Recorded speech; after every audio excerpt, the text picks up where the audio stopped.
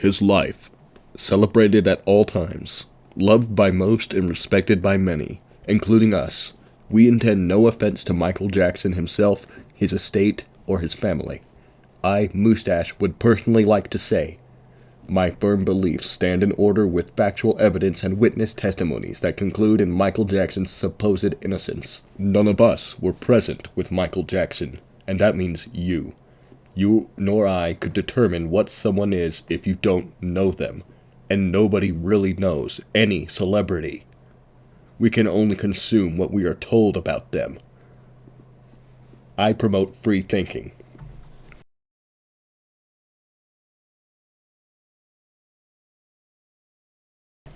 Hi everyone, this is a new Moustache What If video.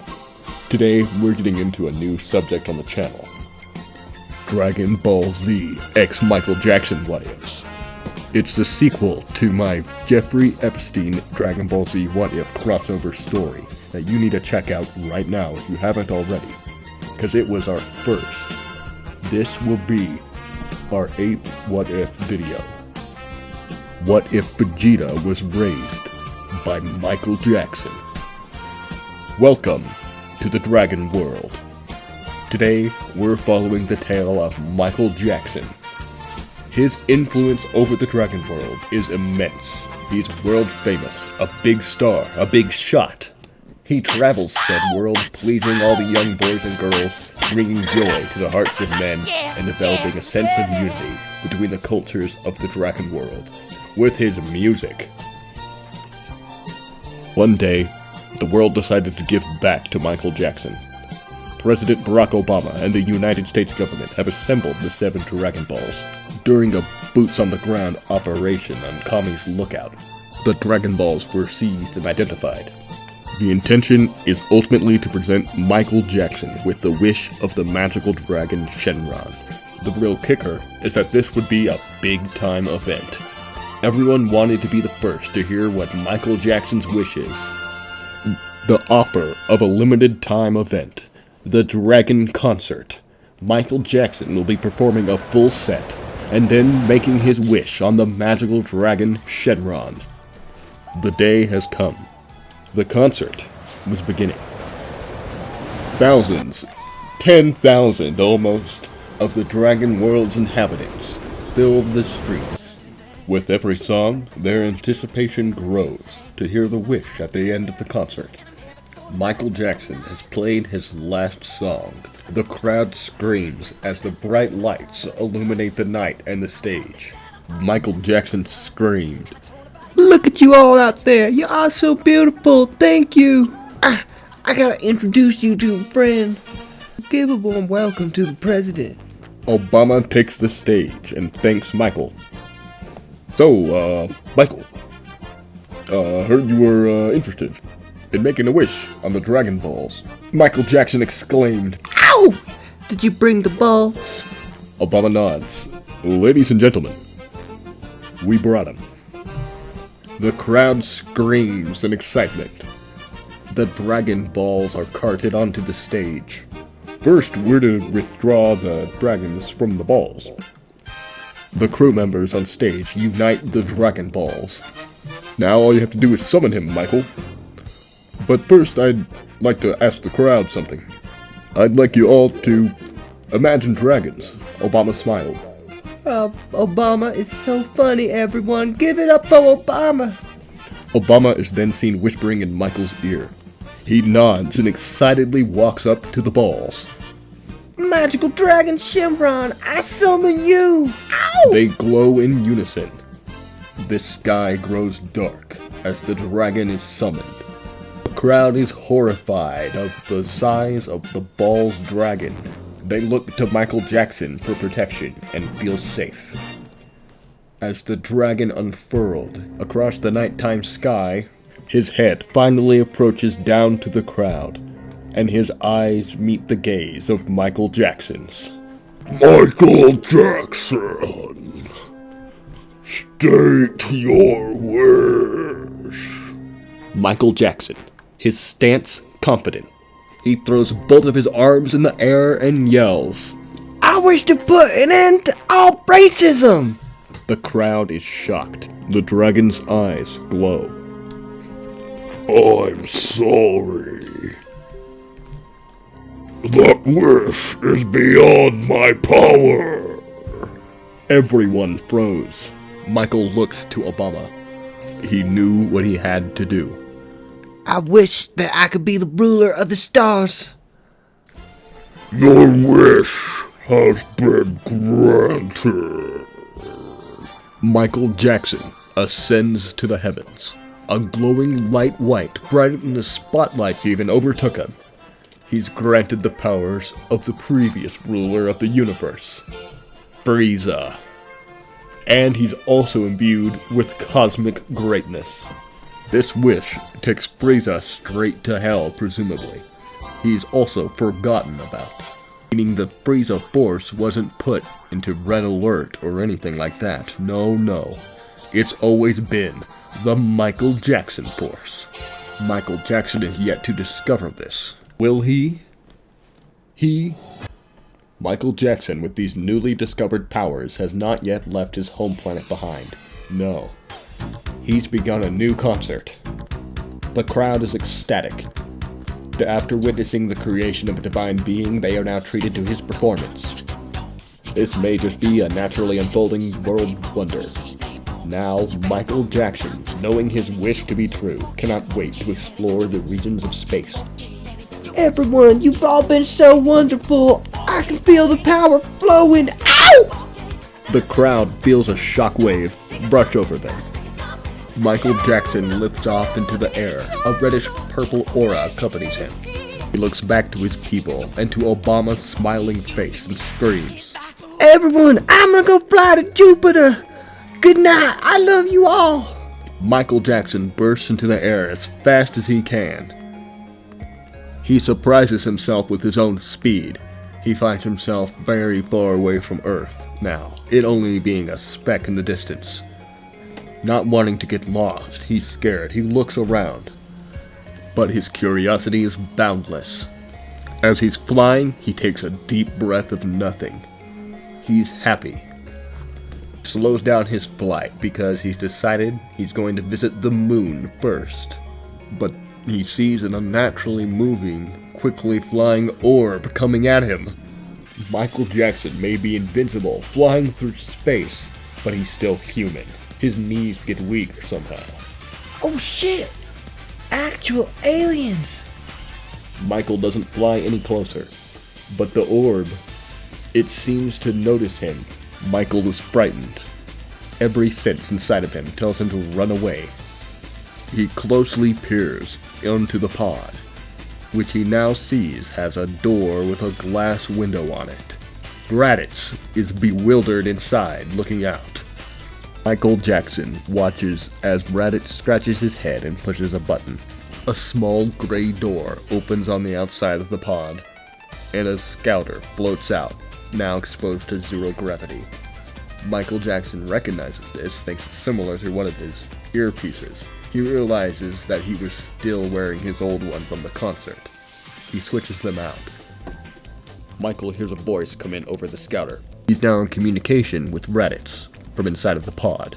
Lord Michael Jackson, I'm sorry. I can't breathe out there. Otherwise I would bow and come out and bow right now. Forgive me, please. Michael is bewildered.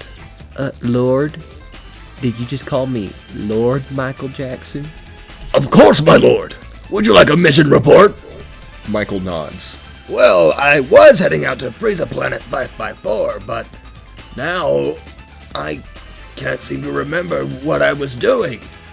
For some reason, I thought I was going to wreak havoc over the population of the planet. Ha ha ha! Michael Jackson knew that he meant Earth, it being the only planet with a population in this solar system, supposedly. At least that's what they thought. It seems his wish inadvertently rescued Earth from Raditz. It also made all that were employed under the Frieza Force generally more pleasant in their nature, for they have trusted Michael Jackson, ruler of the stars who is always known to be good, for all of their lives, so they follow in his footsteps. Raditz says, I'm returning back to base. Michael Jackson follows along. In the moment, he pretends to be the royalty they perceive him to be. But he's already the king of pop, so it won't take him long to get acclimated. He's never heard of Frieza before either. He's to rule as himself. They arrive to what is now his ship. As they dock, Raditz turns to ask Lord Michael, "Is everything alright?" In the spur of the moment, Michael says, Yes, my son. Return to thy duties. Get out of here, Yulala. This is Raditz is surprised, but happy. He quickly does a one-wing bow and marches down the corridor. Michael rolls down the hallway. He understands he's walking in someone else's place, but he'll never know who it was. He says hello to each and every individual. With confidence and gusto, he opens the door to the janitor's closet. A loyal Michael Jackson Force soldier, Kui, was strolling by and happened to notice this. What? Lord Michael Jackson? Michael, still bluffing, turns and says, Oh, excuse me, member. How may I find my throne room? Huh? Just keep walking down the hallway. Take it easy on those Saiyans, by the way. Michael is comforted by Kui's aura and energy for some reason. Why? What are those? Kui pauses. You blew up their planet. MJ froze. I would never do that. I didn't. A Saiyan elite shudders as he walks by hearing this. Kui reinstates. But you did. What's wrong with you? MJ panics. Are those the human-looking ones? Please, sir, I don't know what you mean. What do you mean, human-looking? What does that mean? Like me. Kui looks to the Saiyans and then back to Michael Jackson. I guess. MJ sheds a tear over the supposed loss of a race he only learned existed today. Well, we know you really had no choice, considering Beerus, the god of destruction, forced you to do it. Michael blinked slowly. But you knew that already. Michael's still confused. Thank you. Michael starts down the hallway. Wait, so the throne room's down the hallway. Which side? Kui laughed. Both? Are you okay? Sir? Thank you. Michael covers his face and walks away. Michael takes a deep breath and opens a door at the end of the hallway. Inside he sees his giant floating chair, vacant. He knows it must be his space throne. In the room on his side of entry, Blueberry and the Heaters. They are on standby, but to the right, as he steps into his chair, he sees more Saiyans, making him nervous. They bow and put their heads down, but he speaks up. Why, hello. What might your names be? Nappa proudly introduces the now somewhat displeased young Vegeta. But he's only momentarily upset because to him, it seemed the king's forgotten his name. But he remembers the king's good nature. Michael learns their name and has to start covering bases. Yes, I've been feeling quite unwell today. He eyeballs the young Vegeta. He truly feels bad about what he's apparently done to his species. Ginyu comes in between them with a clipboard. Sir, Captain Ginyu, reporting for your daily briefing. Frieza Planet 137 and 102 both have requested additional loads of seeds, spices, and supplies. Michael smiled and quickly responded. Yes, be sure to send it. Ginyu scratched his pen on his head. Everyone, follow me. Well, we already are. We always do. Just wondering, would you like to send anything else? Michael nodded and thought. Oh, just a small gift of $1 million. Of course, Lord Michael. What's $1? Oh, I mean, 1 million units of our currency. Ginyu understands. He writes something down. It will be done, my lord. Also, you were gonna see King Vegeta in hell at 6. MJ checks his watch and glances at the young Vegeta. He noticed he winced. He looks over at Ginyu. Where did you say the meeting was again? Hell! The meeting's in hell. Michael Jackson's eyes widen. The young boy speaks up. Lord Michael, if I may! Nappa scolds the boy, but Michael says, Wait, You may. The young royal bows in front of the King of Pop. Lord Michael Jackson, could I accompany you to see my father in the afterlife? Ginyu quickly runs forward and kicks Vegeta in the balls. He put his hand up. No, the only way that would be possible if Lord Michael personally escorted you himself with his power. Oh, of course. There's no other way then. I will escort the boy to hell to see his father. The young Vegeta thanks him and asks if they could depart immediately. Michael Jackson is ecstatic. He is ready to take a small step towards repairing his relationship with the Saiyans. Captain Ginyu, how do I go to hell with this little boy? Ginyu stops. I'll inform the angel of this universe immediately, sir. Later, they travel in Whis' glass cube thing. He strikes up conversation with Lord Michael Jackson, who can't help but ask, Are you God? Whis laughs. Very funny, are you? He nervously laughs. They arrive in hell. They were taken straight to the destination they needed to be in, directly in front of King Vegeta. The young prince excitedly exclaimed, Father, I've been allowed to see you! King Vegeta doesn't yet turn around. Why have you then?